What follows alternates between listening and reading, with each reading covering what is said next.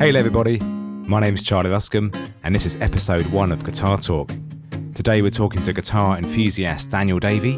Daniel has been collecting guitars for many years and today we're checking out the iconic Gibson J45 Custom.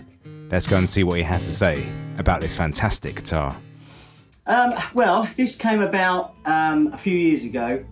I found it being advertised on a very famous internet site. And the guy had quite a low starting price, and I thought it would be quite good to open up a conversation with him, which you should never be afraid of doing, because guitar people like to talk about guitars. It had a bit of a story behind it. We got chatting. I offered him what I thought was a very cheeky offer, and he decided to accept it. And probably one of the best purchases I've ever had.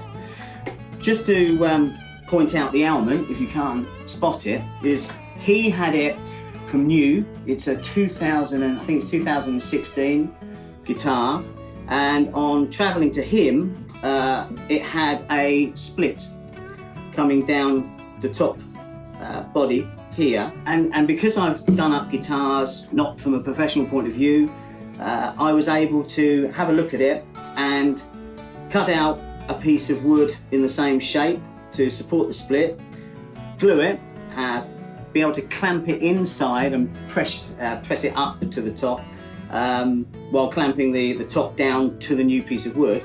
And it did it brilliantly. Not me, it was a sort of 10% skill, 90% good fortune, and it's solid.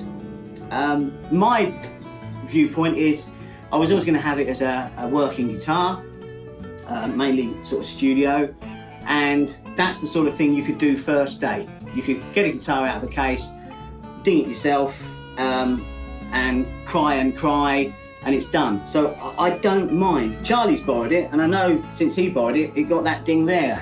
If you can zoom in. Is that right? Yeah. So it does happen. So like a car, you know, a car is moving through at speed through the air, so it's going to have things happen to it. So, you know, my viewpoint is don't be too precious towards any guitar if you can help it, because dings will happen. Sure. And I see you've got some upgrades going on in the machine head. Yeah. So I purposely changed everything to Grovers. I'm a big fan of Grovers. These came with the normal Gibson sort of square tuners on the back, keystone plastic tuners. So you know, I like Grovers, so we put that on. Well, I put that on. I had to re-drill it, which was a very brave thing to do. So the holes needed to be bigger. Because the guitar didn't cost me a fortune, it was a fun thing to upgrade and do. Probably off the shelf, if I paid a couple of grand for the guitar, I probably wouldn't have done that. And then one of my daughters' name's gone on it, because 3 daughters and they've all got guitars named after them. So the youngest daughter had this one, and put nano webs on. So the most important thing is to put some really good quality guitar strings, because it's a good quality guitar. It's got a Braggs pickup in it, so I sort of fitted a strap and sort of made it to measure and actually sewed it into place. And I do it with all my guitars. I screwed the other end in. So again, not for the purists, but for me, because I never want it to fall off, it's always had that on it. So, you know, it's a great sounding, big body guitar. It's a Gibson. I play a lot of electric Gibsons, old and new, which I'm sure Charlie will want me to show.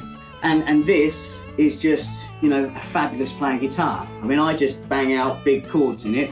Charlie will show what it can do in a finger picking style. I highly recommend.